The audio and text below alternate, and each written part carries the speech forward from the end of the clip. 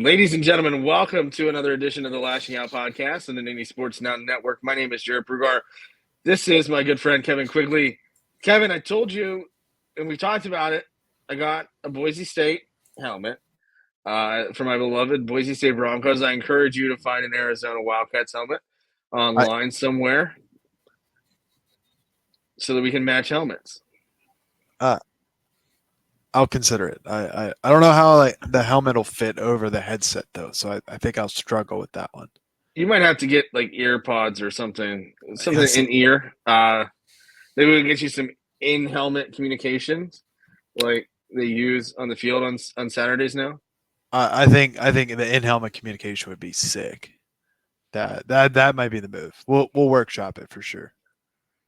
Yeah, right. So if you're reading this and you want to sponsor Two Idiots Getting Helmets for reasons that aren't because they're special, please feel free. But Kevin, we have some serious stuff to talk about.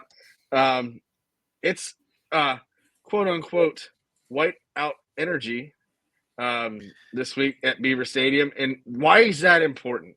Well, that's important because you're not allowed to have two whiteouts, if you will. And that's because they have a deal with the old Winnipeg Jets who turned into the Phoenix Coyotes and are now the Utah Hockey Club.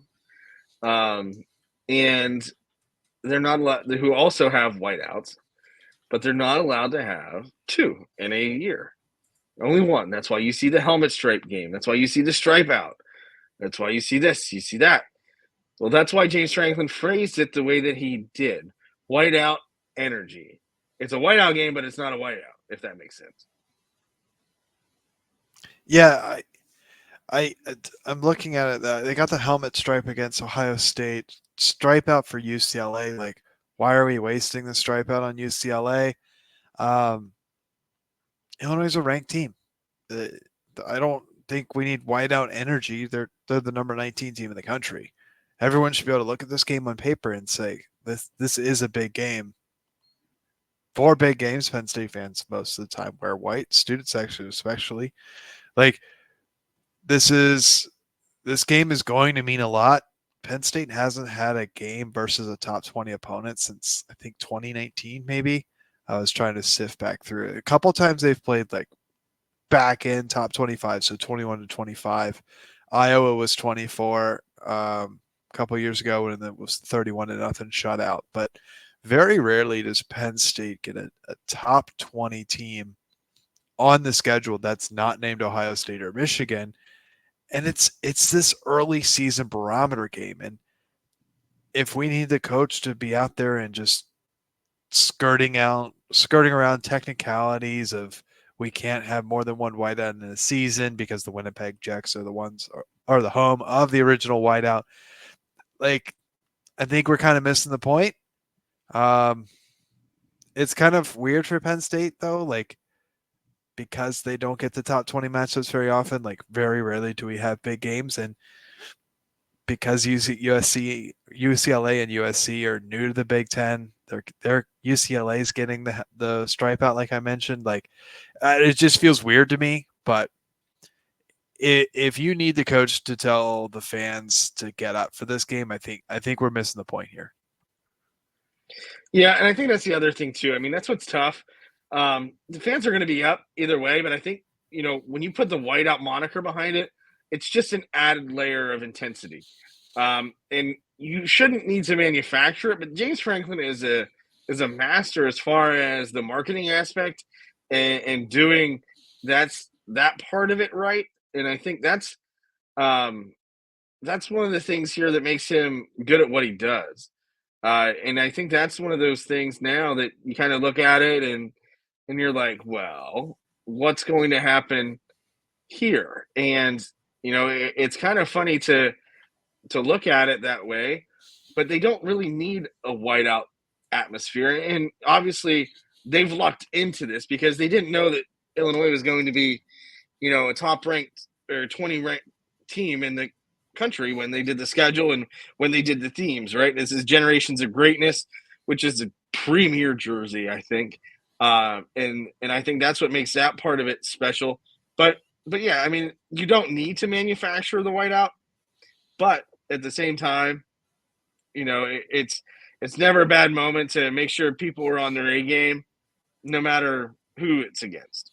Yeah, I think you made the point right there. Is you're done with the helmet? Just can't do it anymore. I'm done with the helmet. I need to put my glasses on. Sorry.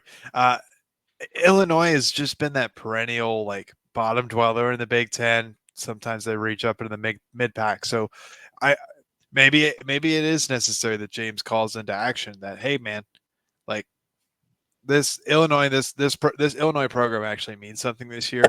Brett Bielema's got that program seemingly trending in the right direction. He did well at Wisconsin, and now it seems like he's getting Illinois up on the right path. And Illinois is a crucial opponent for Penn State. They've beaten number 19 ranked Kansas, and then they beat number 22 Nebraska on the road in prime time on Friday night last week. So they have an extra day of rest.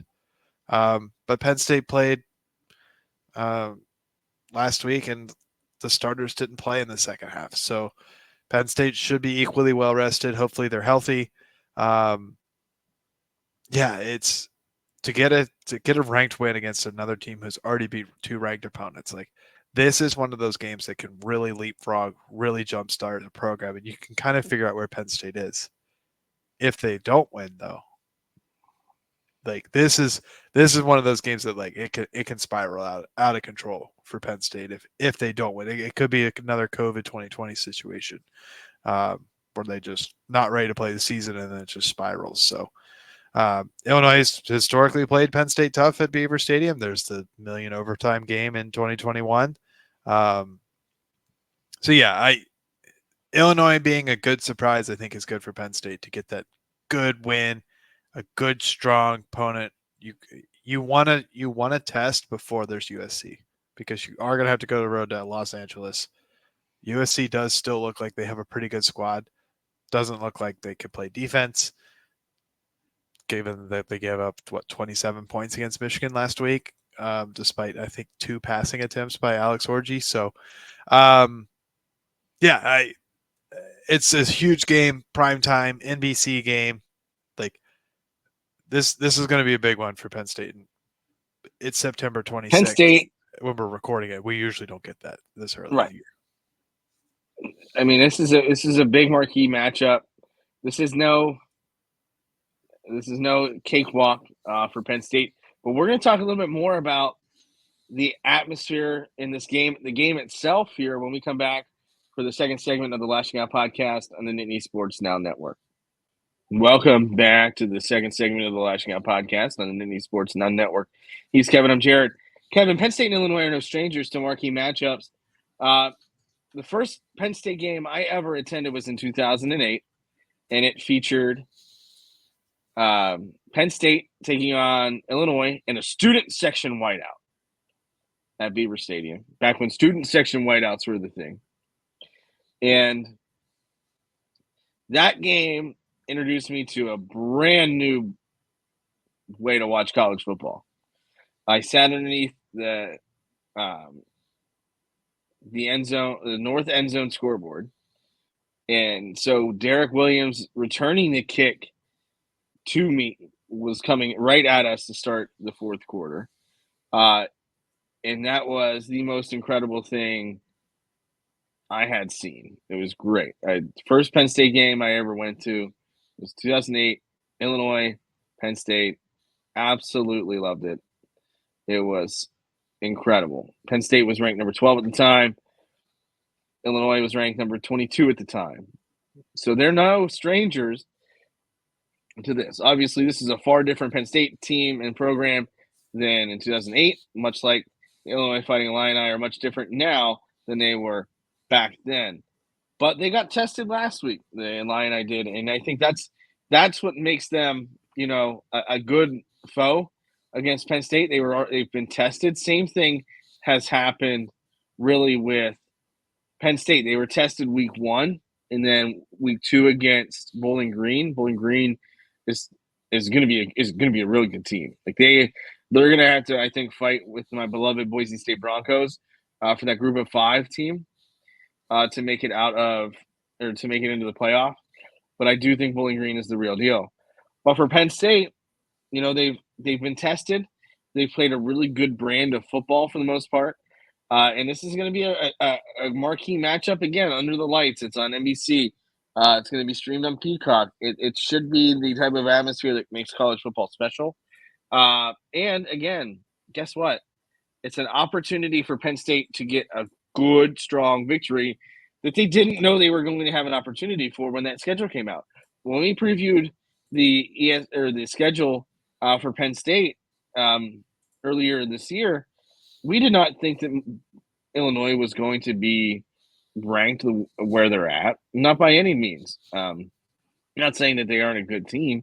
We just didn't think that they would be in the top 20. And here they are in the top 20. This is a chance for Penn State to get a ranked win at home to kick off conference play before hosting UCLA and going out west to USC. So it's a good opportunity for the Nittany Lions to get a win under the belt. Yeah, and I think the recipe for a win this year is the same as it was last year. Penn State did go to Champaign last year, 130-13. They forced 4 Luke Altmaier interceptions. So get in, start turning the ball over. The injury to KJ Winston looms large here. AJ Harris, we talked about him on the postgame show last week or earlier this week. Was he hurt? He didn't start. He did not get to start. But Elliott Washington, he was sick. And Elliott Washington II in very limited game action prior to deserved. Like, he had a performance worthy of starting the game. So you do now have a third cornerback. You have Cam Miller out there as a fourth cornerback as well. Zaki had to grow up a lot in the Bowling Green game. So when Kevin Winston went down. So I think the Penn State secondary is up for the test. Illinois likes to run the ball because Luke Altmaier is not the most prolific passer out there. They need to be successful on the ground to take the pressure off of Altmaier. So Penn State's run defense can be really solid. Try to hold them under 3.5 yards a carry, force them into must-pass situations where they can just pin their ears back. What does the pass rush look like this week? I think that's probably the next thing. If you are in a must-pass situation, you've done your job to stop the run. How well does the pass rush actually get to Altmaier? Because if you give him all day to throw, clearly he can do it. He was able to do that against Nebraska in spurts last week. So if the pass rush can make him uncomfortable, let the cornerbacks play tight man coverage like they have been all season long. Hopefully they've adjusted from the Bowling Green quick pass game.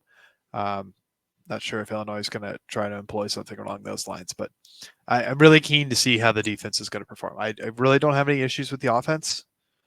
Defense is kind of where I'm looking at this week. It's going to be a game that's won in the trenches, and I think that's the biggest thing that you kind of have to look at. I think whoever is going to win the physical battle, that's going to be the winner of this game, and I think Penn State wins easily.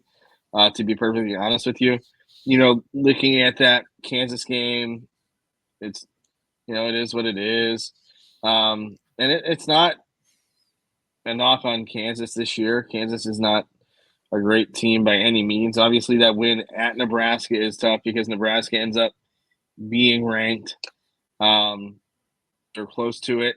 But they beat Illinois. They beat Central Michigan. And then obviously that Kansas is that marquee win. So is against Nebraska.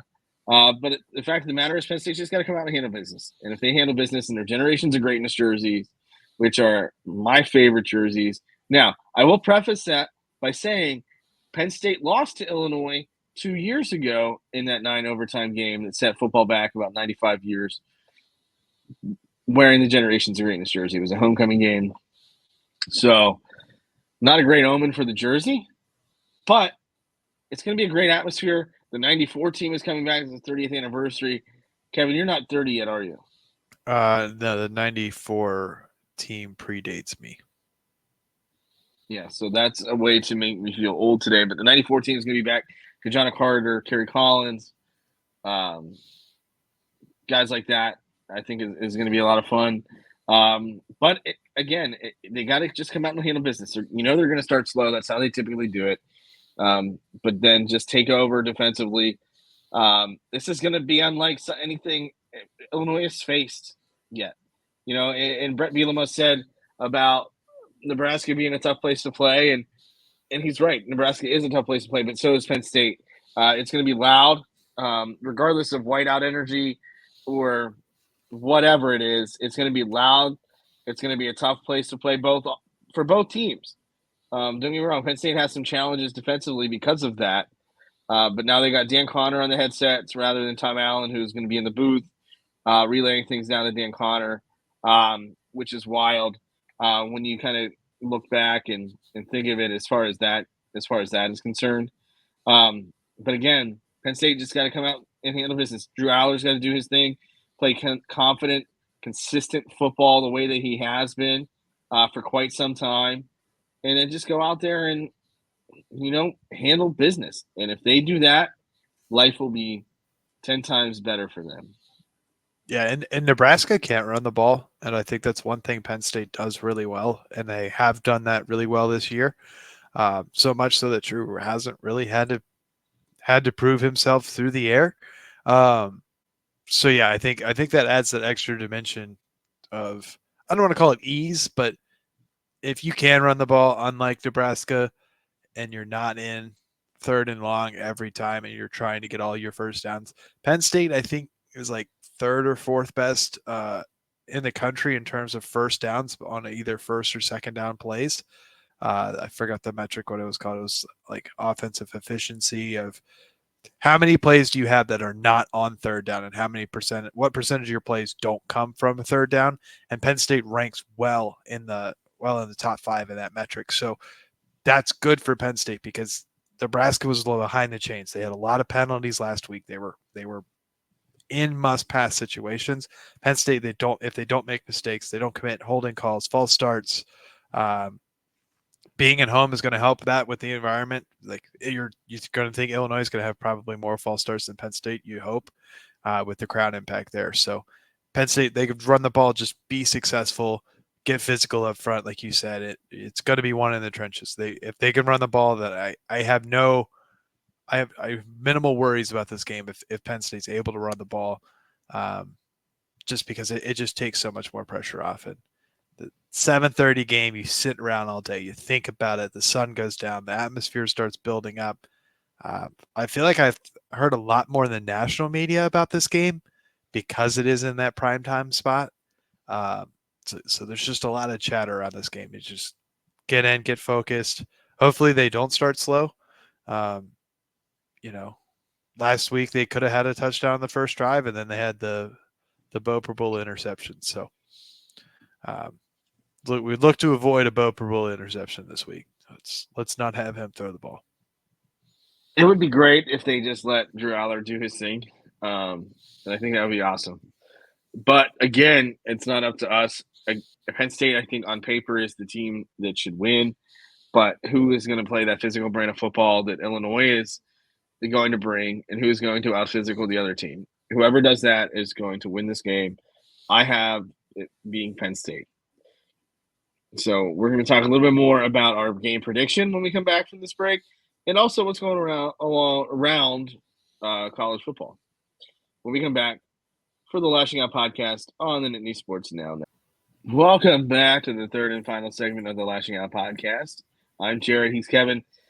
Kevin, I've got Penn State winning 41-17. And I know that's a lot, but I have this sinking feeling, this good feeling in my head that Penn State is going to pull away late in the game, and their defense is gonna do work. And I have them winning 41-17. I had 42 points for Penn State, and I have not. I had that in my mind as you were talking. What is Illinois going to put up? I think 17 is the appropriate number for Illinois. The game spread is 19.5, I believe. Is that what it is this week? I just had it. Sorry. So, kind of in that neighborhood. That's kind of what everybody's thinking is going to be. So, yeah, 19.5 spread currently. I think it opened at 18 with an over under 47.5. So the boards do not think that Illinois will score that many points. I think they can find some sort of success, especially late as Penn State's run defense starts to wear out a little bit. So yeah, I'm going to mimic you. I'll just go 42-17 just to. I had that number in my head before you said it. So, is there any rain scheduled? Any rain scheduled for this weekend? We got that hurricane rolling through. I know Richmond's going to get some rain. I meant to check that. Yeah, so I think this is a good time when we talk about. I think that's something to watch for. The hurricane is going to have a lot of impact. It's going to impact travel for games as well. Obviously, Georgia and Alabama is going on in Tuscaloosa. Kirby Smart had mentioned that they were worried about getting to Tuscaloosa given the weather. Obviously, Georgia players aren't driving to the game, which is the best case scenario for the Dogs. But yeah, up and down the East Coast, this is going to be a big factor.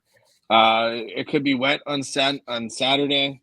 No shock there. It only serves Penn State right, I guess, to play in the rain, like they have multiple times this season through only 3 games.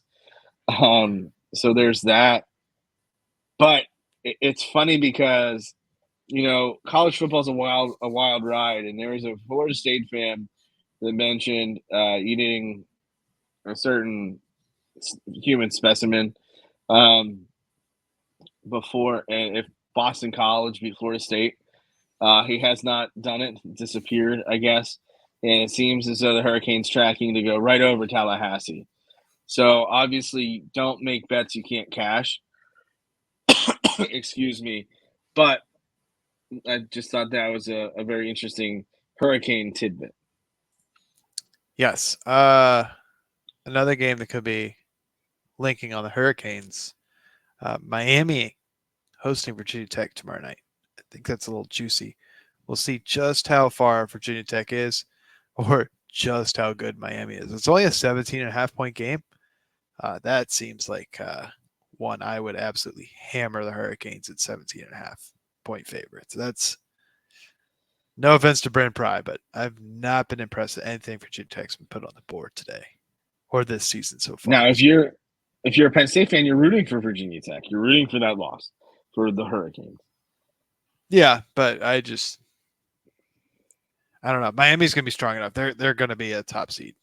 They're probably going to win. Other than that, with ease. There really are a lot of high quality games this week.